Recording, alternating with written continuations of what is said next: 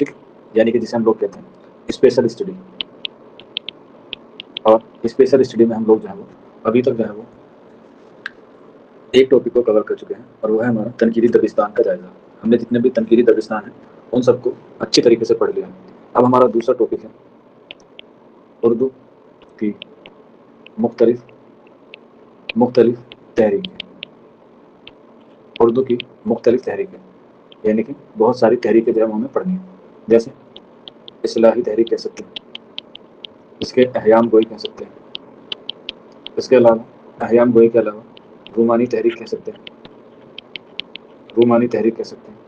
اس کے علاوہ ہم لوگ علی گڑھ تحریک کہہ سکتے ہیں، علی گڑھ کے بعد ترقی پسند کہہ سکتے ہیں، ترقی پسند تحریک کہہ سکتے ہیں.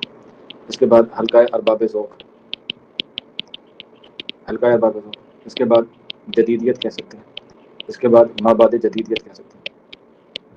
ٹھیک، اصلاحی تحریک، احیام گوئی تحریک، رومانی تحریک، علی گڑھ تحریک، ترقی پسند تحریک، حلقۂ ارباب ذوق، جدیدیت اور مابعد جدیدیت. یہ ساری کیا ہیں؟ یہ ساری ہماری تحریکیں ہیں. میرے خیال سے یہی تحریک ہے. اگر کسی بچے کو اور کسی تحریک کے بارے میں معلومات ہوں تو وہ بتا سکتے ہیں. اسی میں ہی اس کے 2 سب ٹائٹل ہوتے ہیں یا اسی کے 2 سبسٹیٹیوٹ ہوتے ہیں جو ہوتے ہیں ہمارے انجمن پنجاب اور انجمن حمایت اسلام. ٹھیک، یہ 2 بھی تحریک کے زیر اثر آتے ہیں، لیکن یہ بہت چھوٹے چھوٹے سے ہیں، دونوں الگ ہیں. انجمن پنجاب لاہور اور انجمن حمایت اسلام دونوں الگ الگ ہیں. اس کے بارے میں بھی ہم لوگ جو ہے بات کریں گے. تو یہ جو ہمارا ٹاپک ہے اردو کی مختلف تحریکیں، اس میں ہمیں یہ ساری تحریکوں کو کیا کرنا ہے؟ کور کرنا ہے. ٹھیک ہے، اور اس میں جو آج کی جو ہماری کلاس ہے وہ ہم لوگ شروع کریں گے اصلاح سے، یعنی کہ اصلاحی تحریک سے ہم لوگ ابتدا کرتے ہیں. اصلاح سے مراد ہوتا ہے کسی کی اصلاح کرنا، کسی کی اصلاح کرنا یا اسے صحیح طریقے سے بتانا. اور اصلاحی تحریک کا جو بانی مانا گیا ہے وہ مانا گیا ہے ناصر کو. کیا مانا گیا ہے؟ ناصر لکھنوی. ناصر لکھنوی کو اصلاحی زبان کا کیا مانا گیا ہے؟ بانی مانا گیا ہے اصلاحی زبان میں. ٹھیک، اور یہ جو اصلاحی تحریک ہے یہ کس کے جواب میں آئی؟ تو یہ جواب میں آئی احیام گوئی. ٹھیک، پہلے احیام گوئی آئی، اس کے بعد اصلاحی تحریک آئی. لیکن ایگزام کے پوائنٹ آف ویو سے ہمارے لیے کون اہم ہے؟ اصلاحی تحریک اہم ہے. اس لیے ہم لوگ جو ہے وہ پہلے کس کو پڑھتے ہیں؟ اصلاحی تحریک کو جو ہے وہ پڑھتے ہیں، کیونکہ یہیں سے جو ہے وہ ایگزام میں کیا آتے ہیں؟ سوال آتے ہیں. اور اصلاحی میں بھی ہم لوگ کس کو پڑھتے ہیں؟ اصلاحی میں بھی ہم لوگ پڑھتے ہیں ناصر لکھنوی کو اور ان کی حالات زندگی اور ان کی ادب خدمات. کیوں؟ کیونکہ اصلاحی میں جو سب سے زیادہ کام کیا ہے وہ ناصر لکھنوی نہیں کیا ہے. اسی لیے ان کا جو نام ہے پورا ایگزام میں اکثر پوچھا جاتا ہے کہ ان کا پورا نام کیا ہے، تو لکھ لیجیے گا امام بخش ناصر. امام بخش ناصر، یا کہیں کہیں پر آپ کو ملے گا شیخ امام بخش ناصر. ان کی پیدائش 1772 میں ہوئی. 1772 میں ہوئی. کہاں پر؟ فیض آباد میں. دل محمد انصاری، اگر بورڈ نہیں دکھائی دے رہا تو ایک بار ایگزٹ ہو کے واپس آ جائیے. 1772 میں فیض آباد میں، اور وفات ہوئی ہے 1838 1838 کہاں پر؟ لکھنؤ میں. ٹھیک، اور پوچھا جائے کہ اصلاحی زبان کہاں پر عروج میں آئی تو آنسر ہو جائے گا اصلاحی زبان لکھنؤ میں عروج میں آئی. اس میں آئی لکھنؤ میں عروج میں آئی. اور دبستان لکھنؤ کا جو بانی ہے وہ کس کو مانا جاتا ہے؟ ناصر کو مانا جاتا ہے دبستان لکھنؤ کا بانی. لیکن ایگزام میں تھوڑا سا چالاک ہے، وہ آپ سے یہ نہیں پوچھے گا کہ دبستان لکھنؤ کا بانی کون ہے، وہ آپ سے پوچھے گا بتائیے دبستان لکھنؤ کا باقاعدہ بانی کون ہے. آنسر پوچھے گا یہ دبستان لکھنؤ کا باقاعدہ بانی کون ہے. تب بتائیے آپ آنسر کیا لگائیں گے؟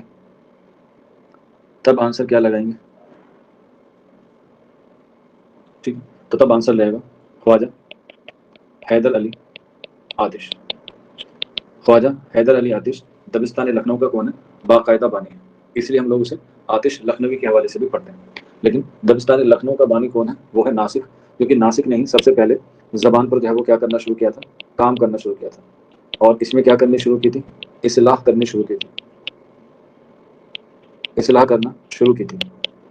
اس کی وجہ یہی تھی کہ انہوں نے زبان پر جو ہے وہ زیادہ کام کیا تھا امام بخش ناصر، اور اسی لیے ان کو دبستان کا بانی بھی مانا جاتا ہے. ٹھیک، ان کے والد کا نام لکھ لیجیے گا. ان کے والد کا نام خدا بخش. ان کے والد کا نام خدا بخش، ان کے والد کا نام. ٹھیک ہے، اور ڈبل اسٹار بنا کے لکھ لیجیے گا کہ انہوں نے किसी की भी शागिर्दगी इख्तियार नहीं की थी, यानी कि इनके कोई उस्ताद नहीं थे, इन्होंने जो है वो खुद से ही क्या सीखी, शायरी सीखी।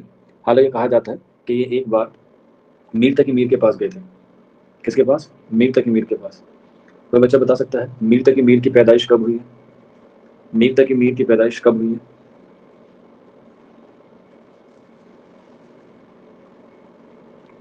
बिल्कुल 1722 में, यानी कि तकरीबन 50 साल पहले जो है ये पैदा हो गए थे मीर। तो मीर तकी मीर के पास ये इस्लाह लेने गए थे, लेकिन मीर तकी मीर ने क्या कर दिया, इनको मना कर दिया या उनको इस्लाह करने से इनकार कर दिया। इसीलिए इन्होंने अपने आप से जो है वो शुरू करना, लिखना पढ़ना शुरू किया। और इसीलिए आप लोगों ने पढ़ा भी होगा टीचिंग एप्टीट्यूड में एक टर्मोलॉजी इस्तेमाल होती है, लर्निंग बाय डूइंग, यानी कि स्वयं से सीखना। ये सबसे अहम बात है। और आज के ज़माने में लर्निंग बाय डूइंग का मतलब होता है सेल्फ स्टडी। अगर आप लोग सेल्फ स्टडी नहीं कर रहे तो शुरू कर दीजिएगा, क्योंकि वही क्या है, द सक्सेस ऑफ की है, सेल्फ स्टडी।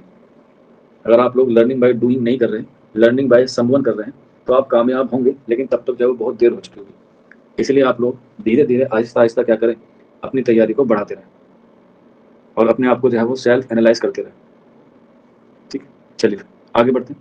इसके बाद इनको एक्सरसाइज करने का बहुत शौक था, यानी कि इनको वर्जिश करने का बहुत शौक था। वर्जिश कहते हैं एक्सरसाइज को, नासिक लखनवी को। और जब किसी का कोई शायर नहीं होता, जब किसी पे उस्ताद नहीं होता, तो वो क्या हो जाता है, अपने आप को बहुत बड़ा शायर मानने लगता है। तो इसीलिए नासिक को भी कुछ लोगों ने एक उपाधि दी है, एक टाइटल दिया है, यह खिताब दिया है, जिसको कहते हैं डिक्टेटर। क्या कहते हैं? डिक्टेटर या अदबी डिक्टेटर। डिक्टेटर का मतलब होता है तानाशाह। नासिक ने जो है वो अपने आप में इतनी इस्लाह की, लोगों की इतनी इस्लाह की कि लोग उन्हें क्या कहने लगे, उन्हें लोग अदबी डिक्टेटर कहने लगे। जब भी कोई गलत कहता, वो जो है उसमें क्या करते हैं, उनकी इस्लाह करते हैं।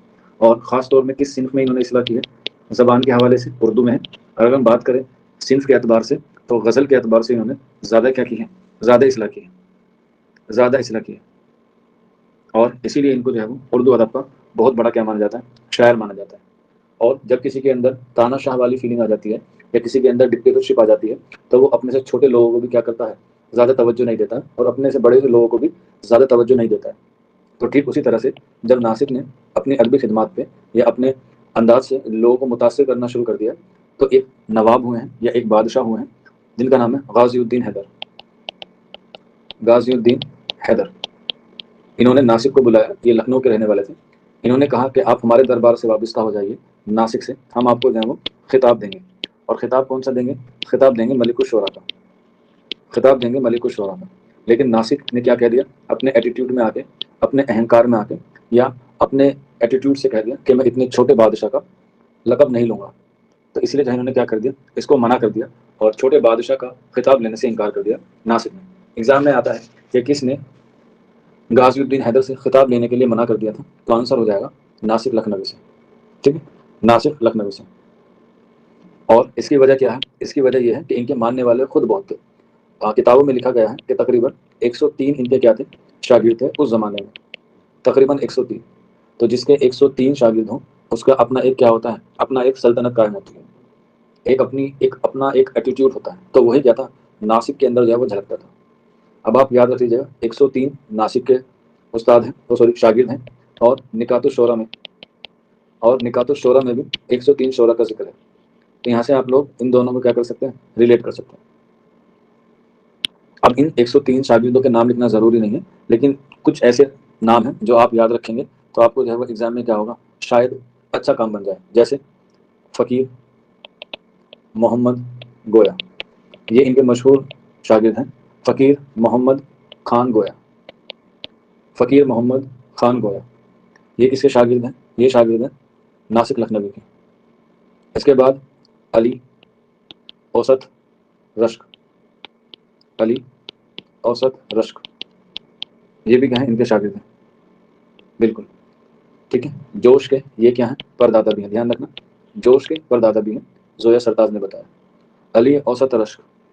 इसके बाद हातिम अली बेग महर, हातिम अली बेग महर, ठीक है, महर। एक राइटर और हुए हैं महर, जिनका नाम है सूरज नारायण महर। ان کی ایک نظم ہے جس کا نام ہے بہادر بنو. ڈبل اسٹار بنا کے لکھ لینا, ایگزام میں آ جاتی ہے کیونکہ یہ NCERT میں ہے. NCERT کا جتنے بھی فہرست ہیں یا جتنے بھی ٹاپک ہیں انہیں آپ کو ضرور یاد رکھنا ہے. تو مہر آیا نام تو اس سے میرے ذہن میں آیا کہ سورج نارائن مہر NCERT میں ہے اور ان کا چیپٹر کا نام ہے بہادر بنو. یہ نظم ہے. NCERT کی جتنی بھی کتابیں ہیں خاص طور پہ اردو کی, تو ان کی فہرست آپ کو یاد ہونی چاہیے. تو یہ ہوا ان کے شاگردوں میں فقیر محمد گویا, حاتم علی بیگ بہر, اس کے بعد علی اوسط رشک, اور اس کے بعد منیر شکوہ آبادی. منیر شکوہ آبادی. کوئی بچہ بتا سکتا ہے منیر شکوہ آبادی کو کیسا شاعر مانا جاتا ہے؟ منیر شکوہ آبادی کو کیسا شاعر مانا جاتا ہے؟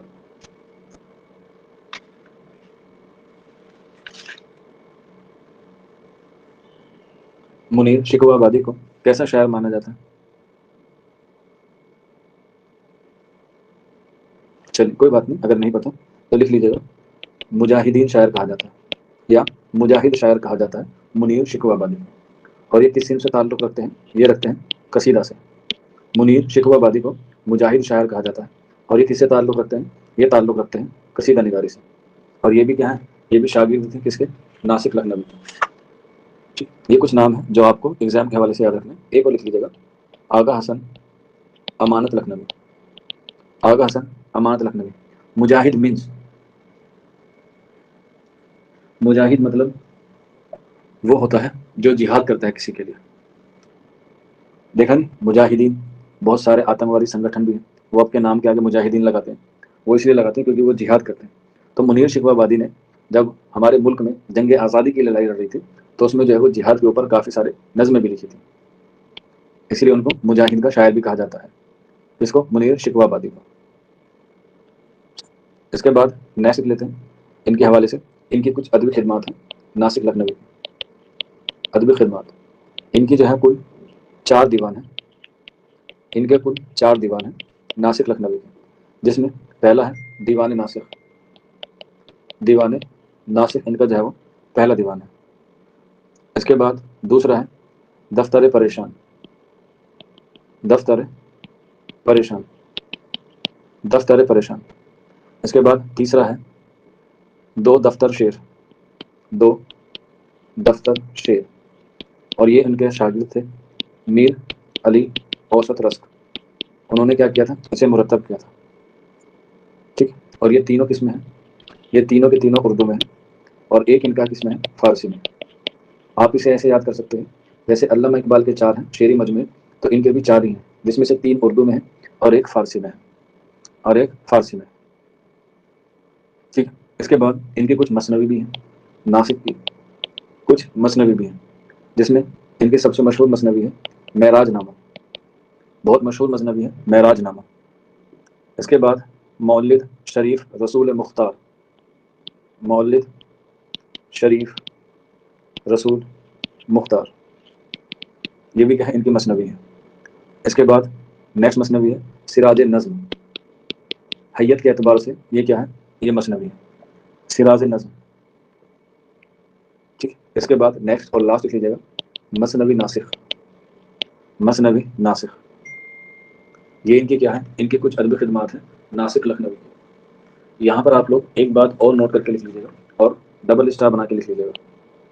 آپ سے پوچھا جائے گا کہ اصلاحی زبان کا سب سے بڑا شاعر کون ہے؟ تو آپ کہیں گے ناصر لکھنوی. کیا کہیں گے؟ ناصر لکھنوی.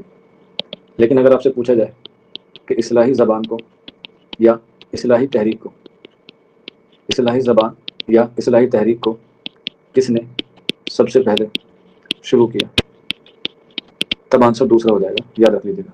اصلاحی زبان کو یا اصلاحی تحریک کو سب سے پہلے شروع کس نے کیا؟ سب سے بڑا شاعر کون ہے؟ سب سے بڑا شاعر ہے ناصر لکھنوی اصلاح کی زبان سے. لیکن اگر پوچھا جائے کہ سب سے پہلے اس پر کام کرنا کس نے شروع کیا, تب آنسر ہو جائے گا مرزا مظہر جانے جانا. مرزا مظہر جانے جانا جو ہے وہ سب سے پہلے تحریک پہ جب اس نے کام کرنا شروع کیا تھا اصلاحی زبان پر. اصلاحی زبان پر سب سے پہلے اسی نے کام کرنا شروع کیا تھا. لیکن بعد میں جو سب سے بڑا شاعر بنا اصلاحی زبان کا وہ بنا ناصر لکھنوی. بالکل زویا سردار اور سعدمہ نے جو ہے وہ صحیح جواب دیا ہے دونوں میں، ٹھیک ہے. اور اصلاحی زبان میں جو سب سے زیادہ کارآمد صنف شروع مانی جاتی ہے وہ مانی جاتی ہے تصوف، یعنی کہ صوفی شاعری سے جو ہے وہ اصلاحی زبان کیا ہوتی ہے، ابتدا ہوتی ہے. اور جب صوفی اور تصوف آتا ہے تو آٹومیٹکلی کیا جڑ جاتا ہے، مذہب جڑ جاتا ہے. تو بعض لوگ اسے اصلاحی کم مذہبی زبان بھی کہتے ہیں، اصلاحی زبان کو. اور جب مذہب کی بات آتی ہے تو اس میں کیا آ جاتے ہیں، رول ریگولیشن آ جاتے ہیں، یعنی کہ یہاں پر آ جاتی ہیں قواعد. تو اصلاحی زبان کی جو ہے وہ کیا کی گئی، قواعد متعین کی. اور قواعد متعین کس نے کی، ناسک لکھنوی نے. ناسک لکھنوی نے اصلاحی زبان کی کیا کی، قواعد کو مرتب کیا، یا قواعد کے رول ریگولیشن جو ہے وہ کیا کیے، اس کو متعین کیا. اور عربی اور فارسی الفاظوں سے گریز کرنا شروع کیا. اور اس کے بعد جو ہے وہ انہوں نے کیا کرنا شروع کیا، اردو الفاظ کا استعمال کرنا شروع کیا. اس لیے آپ لوگوں سے پوچھا بھی جاتا ہے، شاید میں نے آپ کو پڑھایا بھی ہے، کہ اردو زبان کا یا اردو لفظ کا سب سے پہلے استعمال کس نے کیا، اردو، صرف اردو کا. میں نے آپ کو لکھوایا بھی ہے، آپ لوگوں نے اگر پڑھا بھی ہوگا تو. بالکل کس نے کیا ہے، وہ کیا ہے، غلام حمدانی موصفی نے. کب کیا ہے، 1750 کے آس پاس کیا ہے شاید، جہاں تک مجھے یاد آ رہا ہے. تو یہ بھی یاد رکھ لیجیے گا، غلام حمدانی موصفی نے سب سے پہلے، بالکل 1750 میں اردو لفظ کا استعمال سب سے پہلے ہوا. یہاں بات ہو رہی ہے استعمال کی، لیکن اگر آپ سے پوچھا جائے سب سے پہلے اردو لفظ کا ذکر کس کتاب میں ہوا ہے، یہاں پہ بات ہوئی ہے استعمال کی، میں پوچھ رہا ہوں ذکر کی. اردو زبان یا اردو لفظ کا سب سے پہلے ذکر کس کتاب میں دیکھنے کو ملتا ہے،